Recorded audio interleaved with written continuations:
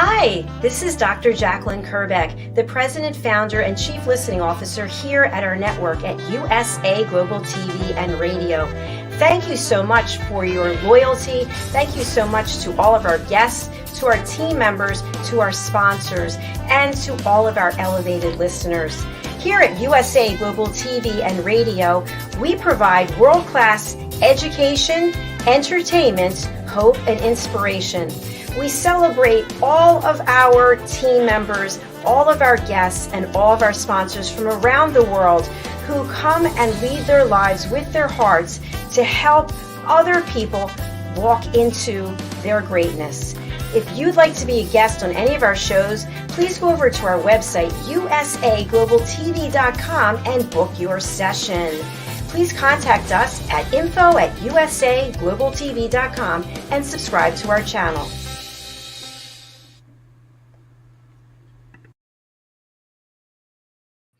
Hello, everyone, and welcome to USA Global TV and Radio. I'm super excited to have you here today, and I'm just really, jiving with this background here. I love it.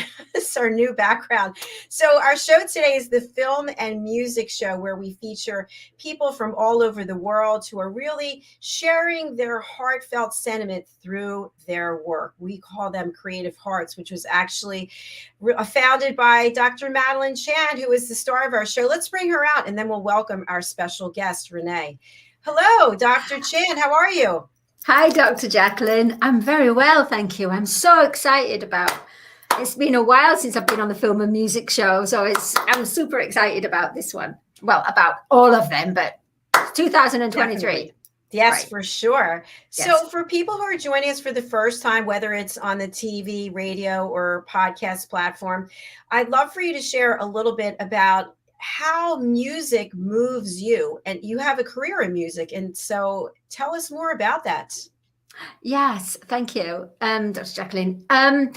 I've been in the music industry for about 3 decades now, and I've been there as a singer-songwriter, an artist out there, chart-topping artist, and I've had many experiences also helping creatively develop other up-and-coming singers. And music for me it's a universal world. It's a language for me. It's where I go there and I identify myself with music, all styles, all genres.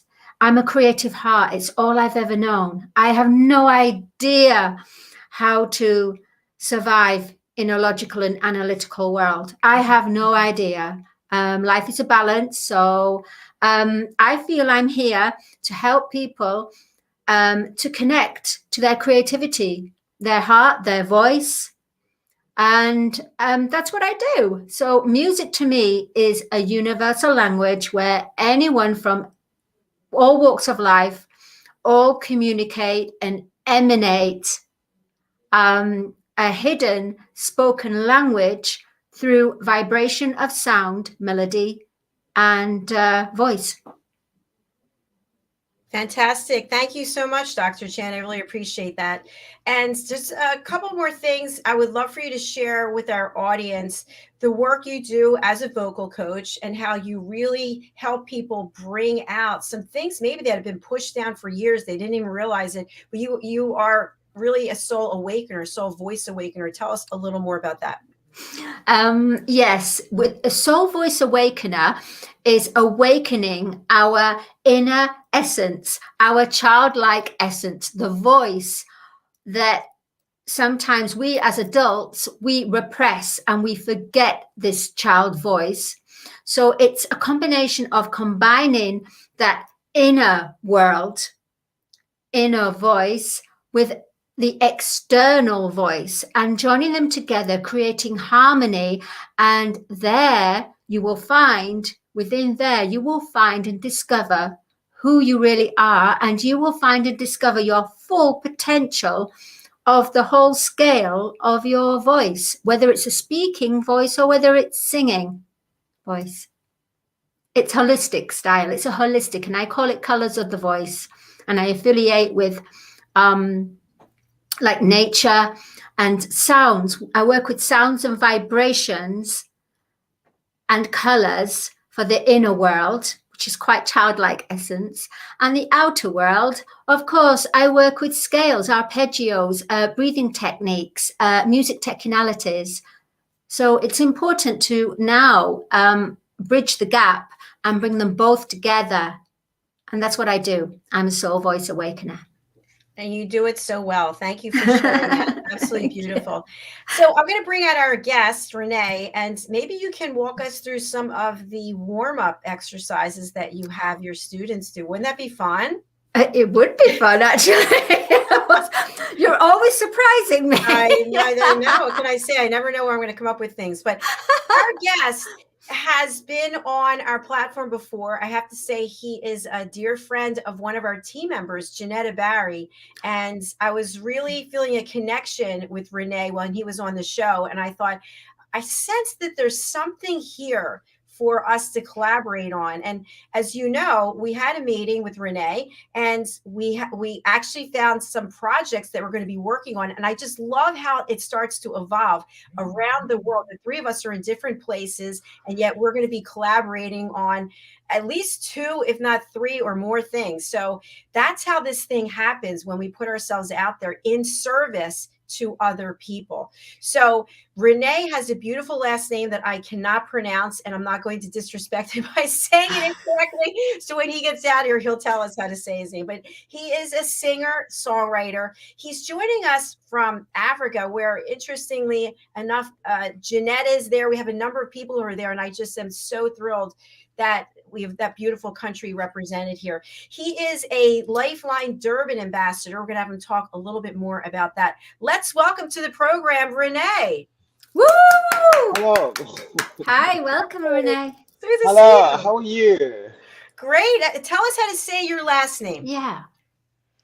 It's Tshiakanyi. Tshiakanyi. So the TS is Tshiakanyi, like in 3 pieces. Tshiakanyi. Yeah, that would be easier. Okay, It's almost like Japanese kind of, Kawasaki. Tshiakanyi. Yeah. Tshiakanyi. I was going to say, I thought it was Japanese. I thought it was Tshiakanyi. Kanyi. I used to think in my other life, maybe I was a Japanese. In this life, I'm African. Colors of life. I love it. I love it. Yes. Rene, you shared so many beautiful, moving moments in the other interview that we did. I'm going to have you to touch on them as well. But let's focus right now on film, music, putting yourself out there, being in front of an audience, and how your journey has evolved for you in this area. Unlike Dr. Madeleine, she had more like a classical training from when she was younger until today. I personally came to music by accident, I would say. My training is in mechanical engineering. So I have a 4-year diploma in mechanical engineering because I was groomed to work for the same company my father worked for. But when we lost everything by accident, I didn't know I was depressed.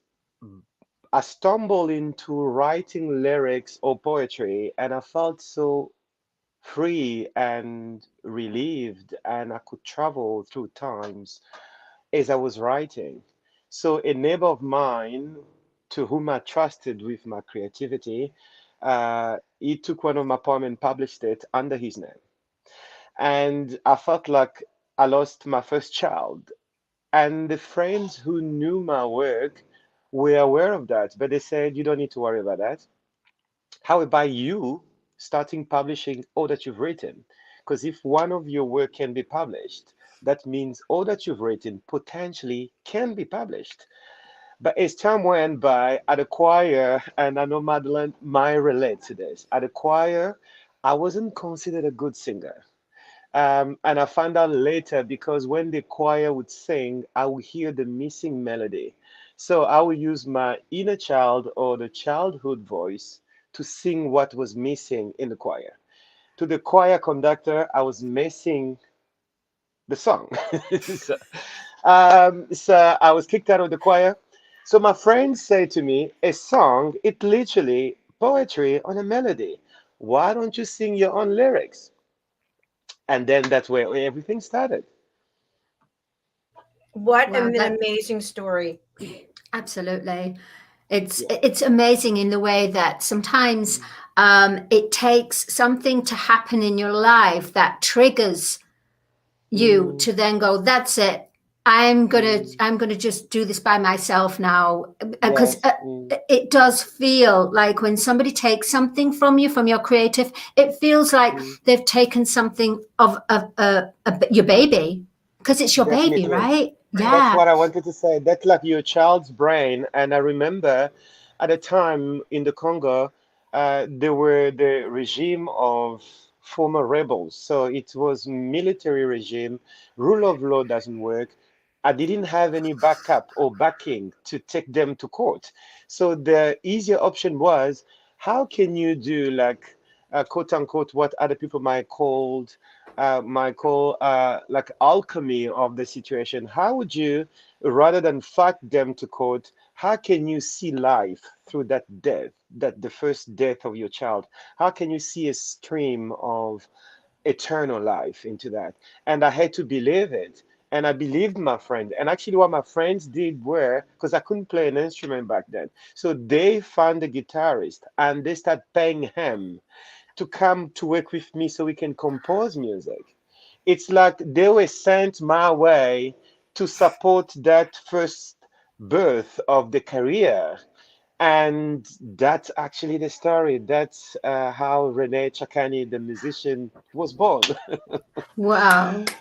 Yeah. I'm absolutely I love amazed it. by that. I I love love that. your friends, the fact that your friends came along and bought you a guitar and really supported you. Yeah. Do they still support you now? Are they? Uh, Things have changed slightly. I left the Congo for the past 13 years, and they found each other have found his own way. And remember back then we were like 19, 20, 21. So we had a lot of times in our hands. And now they're more like family men. We still talk now and then, but I could tell, I don't know, maybe God or destiny knew that I needed them at that stage, and at this current stage, maybe I have to own it. I have to do the work myself because they were there to help the baby musician to be born. And now I have to nurture that baby musician because I'm aware of what I'm carrying. And that's how I'm feeling. So we're still in contact, but I have found other contact, not the very same people that I had in the beginning, but I have found other people along the way who understand this current stage. And I would say maybe Jeanette, my friend, the one who's the founder of the Janice Day, and I will call her one of the people who understand my current stage of the career and who are willing to give me that hand and help me go forward. Yeah. Oh, thank you. We love Janetta. We love We Yeah. do. Mm. Renee, well, absolutely. I have you up on Spotlight. I just want to ask you, you mentioned about being thrown out of the chorus or the choir. I've known people Yes. who have written all these books, and they're top authors, and when they were in school, they were told they had no talent. What would you say to Mm. people when you're told at a younger age that you're no good, you're not good enough? I think that's a beautiful question because it happens today. If I can add another layer, there is also not just that they're being told by the teachers or the choir conductors that they're not good, but maybe by the peers. It has an element of bullying. Who do you think you are? Are you not going to amount to anything? I would tell them that if you feel it in your heart, just sing. Sing in a shower, sing for your parents, sing at your mom's birthday, sing at your friend's christening. Don't wait for that contract that says, come to Carnegie Hall. Just create opportunities to sing. I have another a channel of performance that I love very much, which have helped me gain confidence, that was singing for granny and grandpas in senior citizens' home. They don't have a money to go to concerts. They're missing their family. Nobody goes to visit them. So whatever song you bring to them, they have their hearts waiting to listen to you. And that was a way for me when I came to South Africa, and I was like, I was basking in the street, but nobody knew me to give me that platform. What can I do? Then I was like, well, I can go to an old age home. And I went to knock on the door and I said, I'll play for free. And from there, my reputation starts spreading. So don't hold yourself back. Just go for it. That's beautiful. it, That is it, so Yeah, beautiful. You it yeah. know, really is. something you just said, and Dr. Chan, I've had a conversation about this. I was listening or watching an Instagram post that was a video, Mm, and somebody who mm, started this company, something that I go to on a regular basis. And this person said, mm.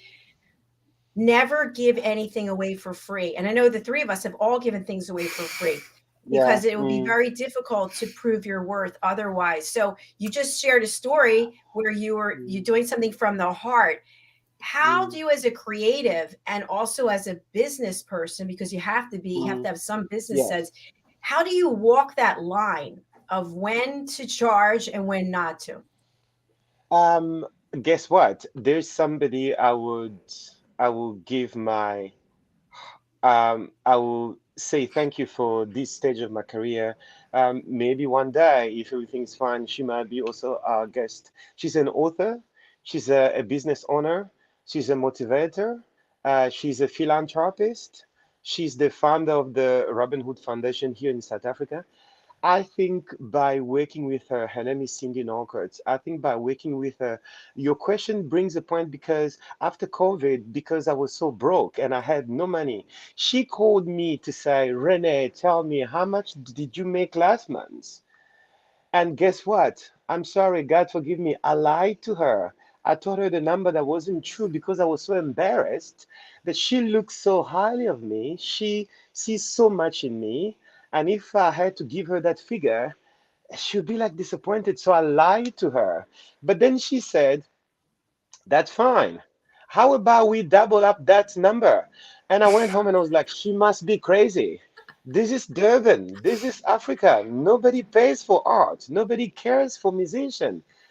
But then I just said, but her company actually she's part of recruitment company. So she finds employees for companies around the world. So I said, she also have 20 something staff under her belt and she pays them every month. So if she's telling me this, surely she understands something about the market, about the possibilities, and about the potential. What if I believe in her? So to go back to what she said, when do I charge and when I don't charge? I think coming out of COVID, I decided that if somebody doesn't want to pay, maybe they're not my client. Maybe they don't understand what I do. Maybe they're not meant to come to me because I believe the one who understand what I do, who respect what I do, will pay. To be honest with you, last year was the best year of my career. And the month of October, the earnings I had in October last year, that's what I used to make when I used to have a good year. So October last year was literally what I used to make in a year before. And because of Cindy and building that confidence in me and to tell me you have something of value, don't undersell yourself.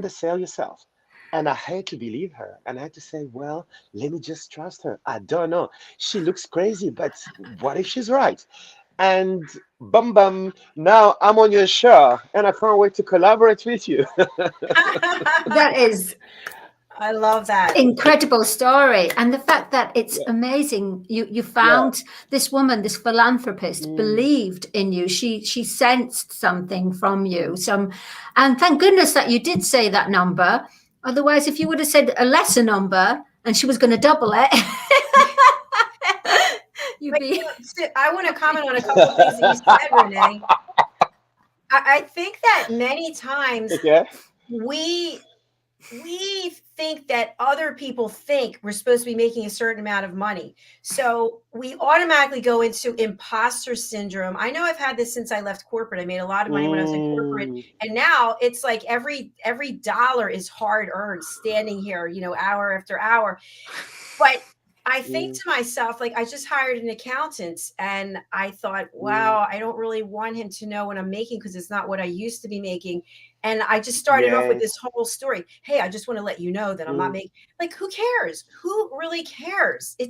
But we do that to ourselves and we mm, tell these mm. stories that are just a waste of time. And by the way, we have a comment. Hi, Tarek. Nice to have you back with us. Bonsoir, Renee. Thank you very much for never giving up, and thank you for your exceptional life experience. Oh, that's That's beautiful. that is stunning. I love Wow. that. Tarek, where in the world are you Yeah. Thank today? you. Thank you. Thanks so much. It's very nice. Renee, you're a singer, and as I'm a singer as well, and Dr. Jacalyn's a Yes. singer. Yes. What Mm, was mm. your initial that feeling of yes, I want to sing? Yes, I want to sing. What made you feel you wanted to sing?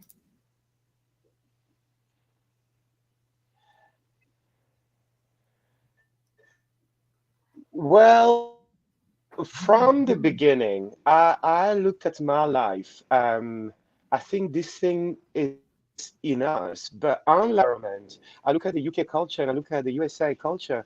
You have this educational system that encourage creativity, enhance creativity. They can check at school, is this child is good in sport, or is the child is good in a country where we don't even have a concert halls, we don't have a theaters, we don't have musical instruments. So it's not even being encouraged. I remember vividly when I was 7 years old, and there were this examination at the end of my primary school. It was the Belgium model we call première primaire, deuxième primaire. So before première primaire, you have a kindergarten, and then we call it maternelle. So I think I was just leaving the kindergarten for première primaire. I could be maybe grade R if I'm right. um, so they asked me, I did so well in all the exam. Can I do something that's more creative?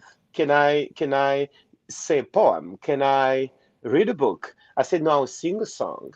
And I remember my dad used to collect, the Elvis Presley, Bob Marley, and all this music of the 80s, 70s, 60s. So there were a Congolese local song, which were actually a gospel song, and I was singing that song, but I was crying because by nature I'm emotional when something touches me. So I remember my teacher reporting to my dad that this young man have so much talent and he can really sing. That was a cappella, and I can see in my mind's eye, and I was in tune from the beginning of the song to the end. So if I were in the UK or in the US, I'm sure the school could have said, we have a child that have singing abilities. So that wasn't nurtured. And as time went by, I just knew that when I go to that place, singing helped me to walk through the challenging times, through things that are hating me on the inside. Singing was like an answer, like a promise to a world that will be better someday. And every time I needed consolation, I needed support, I needed a friendly feeling, I would just sing. And that was just natural. And until my friend said, why don't you sing your poetry? And that was like literally the beginning of a musical career. Yeah. Thank you for wow, that is Yeah, impressive. It really is. Mm, beautiful. Absolutely. mm. And I agree with you. I sing all the time, whether my mom likes it or not. And I feel like Mm, I'm transported to another world. You that's know right. that you've hit it on the right on the head there, Dr. Jacalyn. It's true. Mm, Transport. We do transport to another world. mm, All creatives do. Oh, I love mm. that. But I'm going to write that down. Renee got it. Renee said it first. I think I just Yeah. added on to it. So, yeah. So, and by the way, Tarek is in Maine in the USA. Thank you for letting. Ah. I think you were Wow, there the last time we that's saw you. beautiful. So, very nice. Thank you. Wow, yes, See? thank you. So, Renee, when you think about your Yes. journey, in addition to Mm, singing and being a songwriter, you're also an mm, ambassador. You're helping people across the board. You had some mm, help yourself during the pandemic. It was such a great story that please, I would love if you yes. would share it again. Well, I do feel very fortunate, and I'd like to thank again Veronica and Kevin McGregor for their kind offer. I didn't see that back then that it would mean so much, that it was indirectly them offering me their friendship.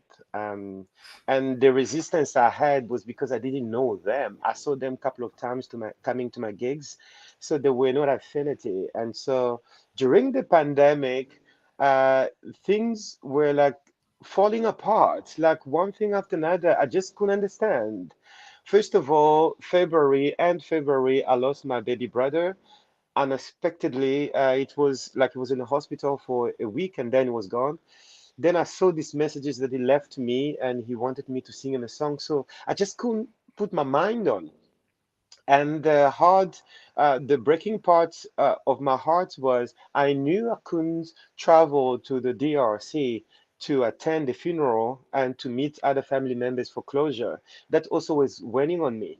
Then, when in March they declared state of emergency and that we are officially under lockdown, I was already going to Lifeline for counseling because in February when that happened, I had a meeting at Lifeline. We were planning the 50th anniversary of the organization, and as an ambassador, I had to go out to tell people the beautiful stories, successful stories of Lifeline Durban.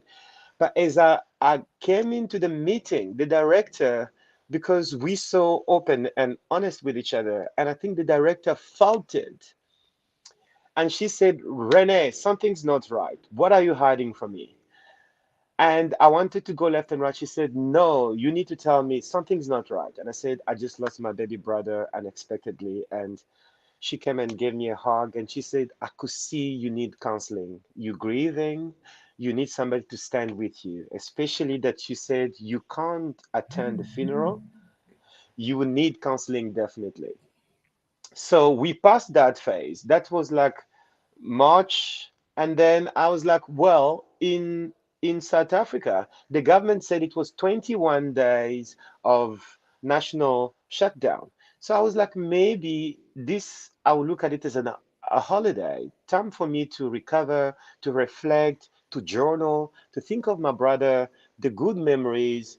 And after the counseling, the counselor said to me, think of the gift that you had. He was your brother for 21 years, and maybe that was what you guys were supposed to share. There are things we will never understand, and cherish the moment you had. So those tools and thoughts were the ones that I was cherishing during that time, and I was trying to journal, reflect, and I knew I had 21 years and then life would be back to normal. Before the end of 21 days, the president said, things are as complex as we thought. We don't know when we will be free and go out and live our lives, but we will make sure every citizen have the support of the government. Just cool down, enjoy the family time. We will keep you posted. Then I got worried because I knew I didn't have much money to survive for a year, for example. So that was like March. By April, May, June, I was now living off my deposit. My landlady had sold the house because he had to move to a place he was building. Somebody new bought the property who didn't know who I was. And I was doubting if I asked to stay there and pay when I'll get my work back, if we ever accept. Now, added to the grieving of my brother, I was just so depressed and I didn't know what to do. And out of that confusion, out of that chaos, no food in the freezer, no airtime to phone friends, no internet. I just received a call, and that was Kevin and Veronica, and they said, Rene, we have been thinking about you. Um, do you need help? Like I told you, like every rock star, the first thing you do, you pretend you okay. And that's what I did because I didn't want to drop the ball because I didn't know who they were. So I said, no, I'm fine. Thanks for checking on me. That's so kind of you. A week later, he phoned me again. He said, Rene, the reason why I'm insisting, our daughter is in the same industry. We know exactly what is going on. Are you sure you don't want help? So I was in a situation where I don't know how to ask for help. All I had to do was to tell him the story of my current situation. He said, not a problem. Financially, we also very tight here, but we have a granny flat that we don't use. You're more than happy to occupy the property until you're back on your feet. And that first move, they came with their car, helping me move all my belongings, and I moved with them. But also just the warmth of friendship, people you could talk to. They just said, whenever you have a problem, come talk to us. When they will cook, they'll call me, come, let's have a supper. And then it seems like some friends were aware somehow, then calls start coming in, including the lady I just mentioned to you, Cindy Norcott, the chair lady of Robin Hood. And she started phoning like, Rene, things are bad. Give me your banking details. And I promise you, I wouldn't have been standing here because I didn't know how I could have coped. And every time I look back, I have a feeling that if I have to put a meaning to that experience, I might say that they took care of me so I can create, so I can keep on singing. Just like my friends were there on the beginning of my career to fund me a guitarist, to pay the guitarist to work with me to create music. At this stage, I have a support that enabled me to have a peace of mind. So I can find myself in a space to create again and to believe in myself again. And that's what the story is. So every time I think of the story, I do feel very much blessed and fortunate. I don't know. It's such a feeling that I have a goosebump just telling you about the story. I am even more moved than when I heard the story before. It's just when you think about strangers, people that you met once or twice at a gig, taking that Mm, step, and I feel mm, like the meaning for me is that there are always people who need help, and we all need help at some point or other. And why not extend an offer to help someone? Because look where it's taking you, and you're doing the same thing back. that's exactly. And my work, like with Lifeline Durban, I think, to be honest with you, it takes time to become an ambassador. I've been working with Lifeline Durban for 10 years. I wasn't that Rene 10 years ago. I, I don't think I understood uh, how much it meant to be the one who go and say, do you want help? How can we help you? And I think when I met people meeting my needs, it's kind of like opened my heart to a certain degree where every time somebody speaks to me, because we now becoming in this life a bit skeptical, because you said, are they really genuine in their needs or it just like they want to scam me? So I don't feel that way anymore. I stop first of all. I just want to listen. And I think the first gift into giving help to me now, it's listen first of all. Don't judge. Give them your ears. Make them feel like you are with them. There might not be money, there might not be food, but tell them, as a dying man to a dying man, I can see you. Hmm. Wow, I I just got love that. chills on that. Yeah, I love that. Mhm. It's it's so important the way that you need a proper good support and to give you peace of mind. Yes. I love that Mm, phrase. And the mm, fact that also adding to this, I was thinking in the way that because you're not judgmental, because you don't mm, convict or condemn anyone, mm, therefore when mm, you put something out in your heart, the mm, universe answers and brings your angels and your guardian angels, your earth angels, to bring help to you, because you are a compassionate soul, and I would therefore take it as a compliment. you get you get things manifested, I agree with and you. and you have, You know what? How there is one thing to hear the stories, and there is a different thing to experience these stories, because it's now like embodied in you. It's something that you will never deny it. It's like when you've loved, you know how it feels like to love. And when you've been loved, you know what it feels like to be loved. And it's something that you would want to share with someone else. You would like to say to somebody else, like, I'm with you. And isn't that what we all want? We want to feel yeah, Mm, safe, like we're safe mm, and you can see mm, us. You can mm, see me and I mm, see you mm, in a different way than just with our eyes, mm. but through our heart. Such a beautiful story. yeah, is that woo lift. Kleenex But break. but No. guess what? I want to say something. I mean, since the beginning of the show, just look at how you guys are dressed. Like, you're looking so beautiful, and I felt such a very beautiful energy coming from you. And it was like last year, I was invited to be part of the Jenny's Day.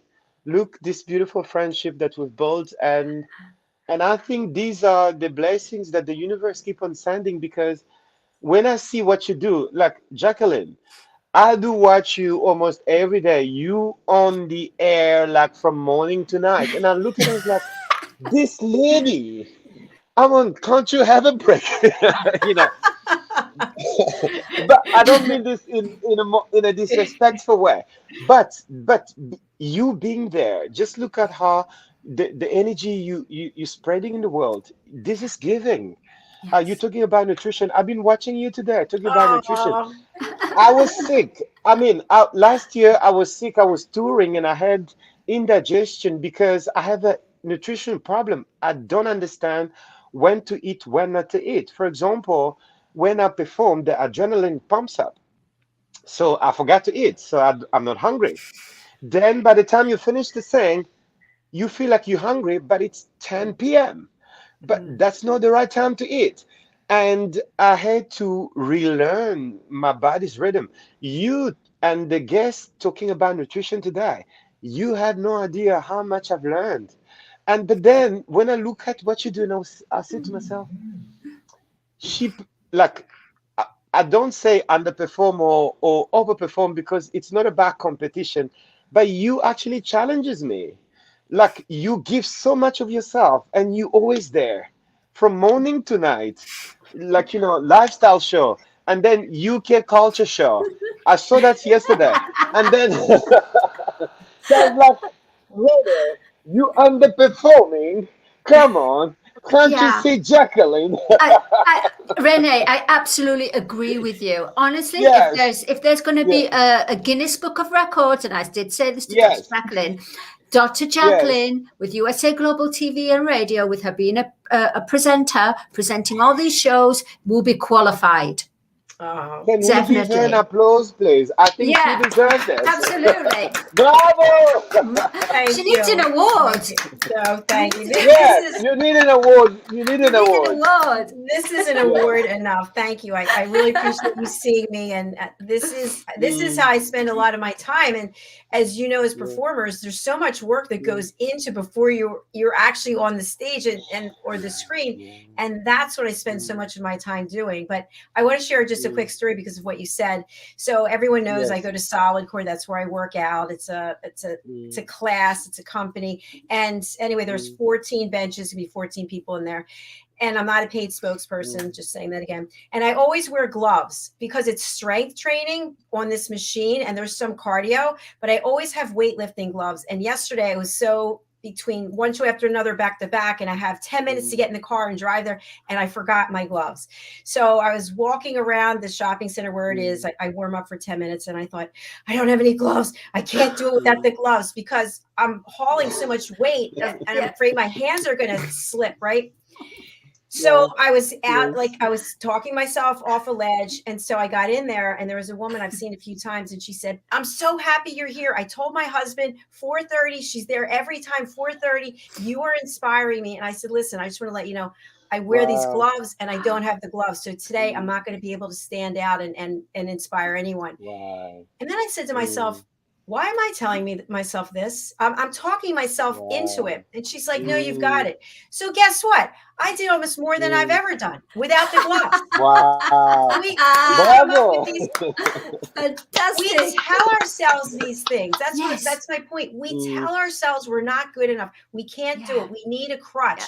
We don't need a crutch. mm, But what I love what you were sharing about the mm, nutrition. Yeah. Sometimes when we're not eating mm, properly or we're not sleeping well, that mm, is definitely a hindrance mm, that we are causing. And right before the show, I texted Mal and I mm, said, I don't even have time to eat today because we're back to back. I've got to go grab a piece of pizza because that's all that I can think of in 5 minutes. mm. Not healthy. Just like you were saying, Yeah, not good, not I healthy. know. So how do we break the pattern? Mm, Good question. mm, How do we mm. break the pattern? I mean, with Wow. regards to How do Rene, you know, you? when you're Mm. performing, Madeline, what do you do? what do I do? Well, to be honest, I Yeah, have a good like for your breakfast. cares, because I know also you're very active as a performer. Yeah. Yeah. Not necessarily as a performer. Mm, In the recording studio, I'm writing, but at the moment, performing, no, I'm not. But when I mm, did, um, I literally, I ate so mm, much. I really did. I just, but the rule is before mm, performing, you cannot eat for an hour before. mm, Otherwise, you got to eat light, Right. definitely. mm, Otherwise, you could be rushing to the mm, toilet. mm. I used to It's drink so much water. Rushing. You can't rush to the toilet in the middle of a performance. definitely not. It's like if you're in a workout class, Yeah. you can't go in the middle, get off the machine, and yeah, it's Mm, so.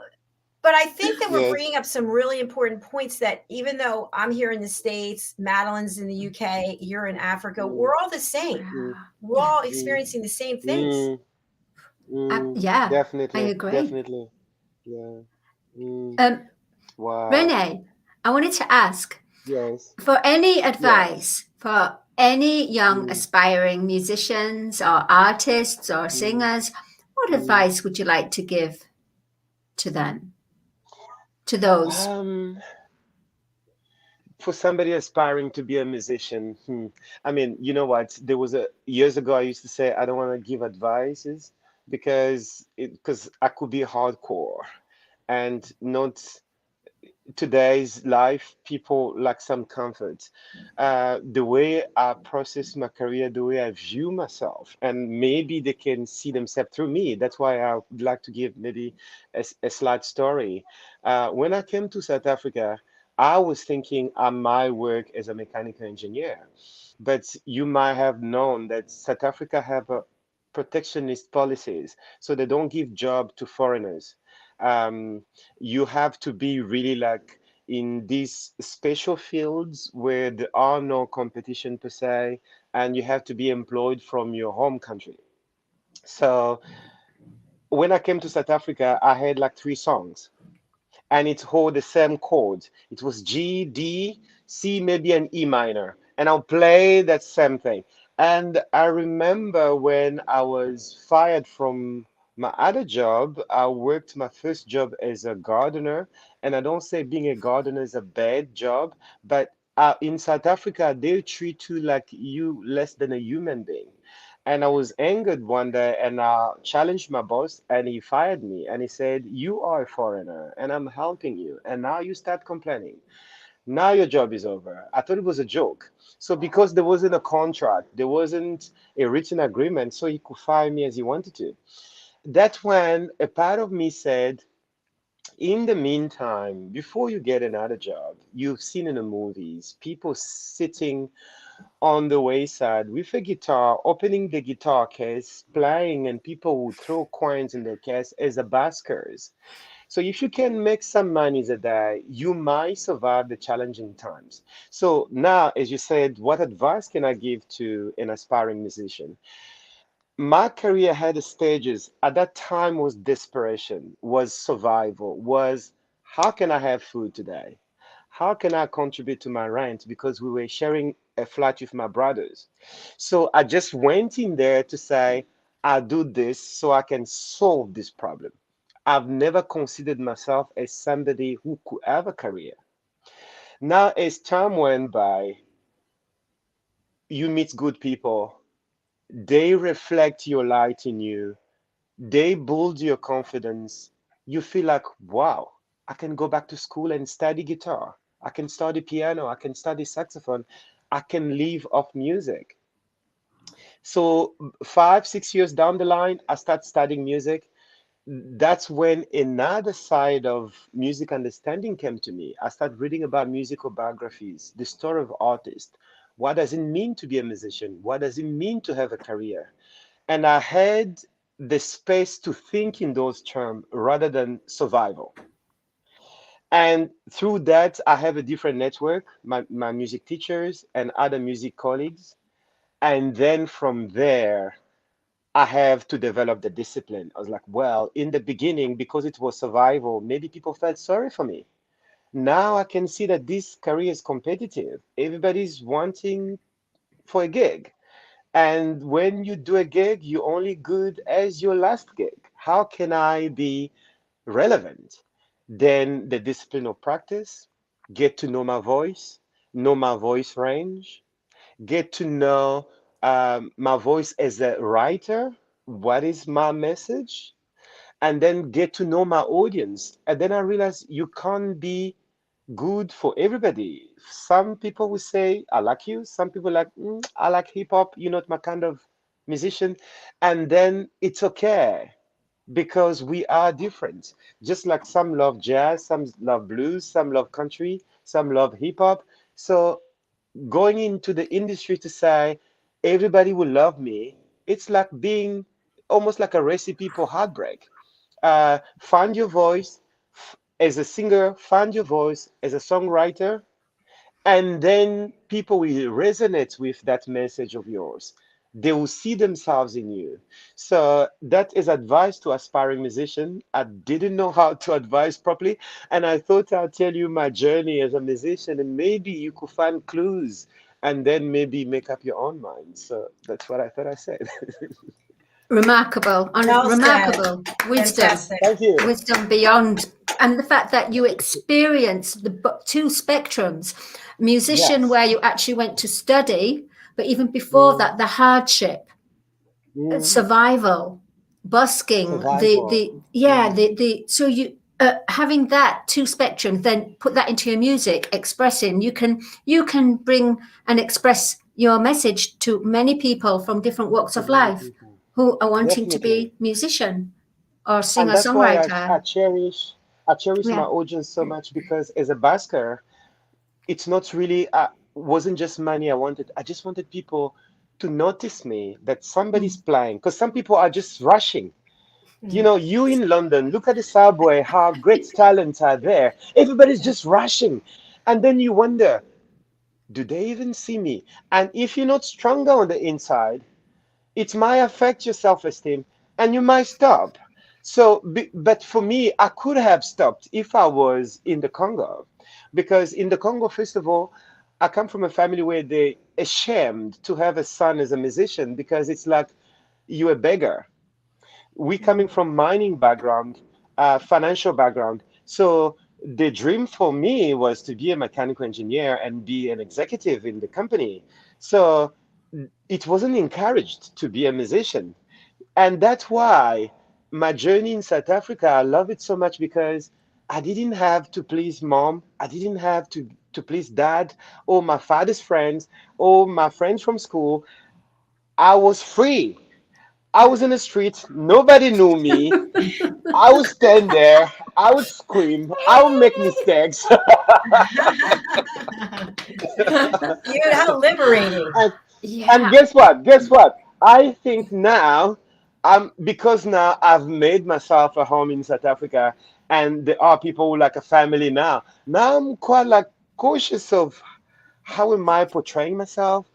would some of my best friends pass by, and but thank God I went through the hardest journey. Now and then I was like, whatever.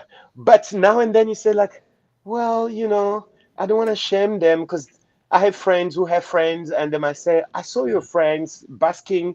Is he okay? Did he lost his house? Like, because that's the mindset. But to me, it's so rewarding because a basker also gives to people Yes. who wouldn't have been able to afford culture, who don't have the means. Just by being in the street, they can Yeah. hear music and it can lift their Yes. spirit and it can shift their thinking. But when we put prices on our concert, yes, we need to earn, but there are certain spectrum of population who would never access those concerts. Yeah. Renee, we have to close out, unfortunately, because we have another show right after this, but you must come back because, Yes. again, we're just I touching the can't wait. I surface. want to come back. Yeah, he's Yeah. coming back. Yeah, Yay! you have to, Renee. You are coming He's coming back. back. Oh, Fabulous. thank you. Thanks so Renee, much for having me. no, it's a blessing. Tell our Mm. audience who cannot read the banner or they're not on a TV channel, how can they get in touch with you? Um, my website is there, ReneTshiakanyi.com. Rene,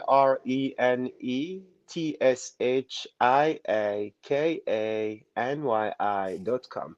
When you're on my website, you all access all my social network and you get all my details. So it's much easier. Fantastic. Thank you so much. Beautiful. Beautiful. Dr. Thank Chan, you. how can people reach out to you? Yes. Anybody who wants to discover their soul voice, please contact me on my email, madalenecarolchan at gmail.com. That's MADALENECAROLCHAN at gmail.com. And you can find my Wow. book. You can read about what it's all about before you purchase it, which is on www.starchild, STARCHILD,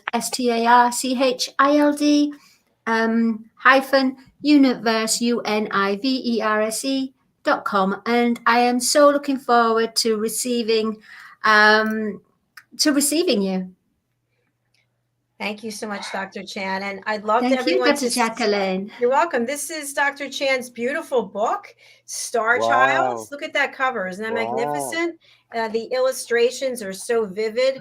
We don't have time to go into it right now, but please do pick up a copy of this book. It's available over on Amazon. You can also get it on our website, Beautiful. usaglobaltv.com Oh, slash yes. books. Yeah. Yes. All right, everyone. We are signing off for now. And The Wise Ones is coming up right after this with Red O'Laughlin and our special guest, James L. Hill. All right, everyone. See you soon. Bye for now. Much Thank love. you. Bye, Bye. everyone. Bye. Bye-bye. Bye. Bye.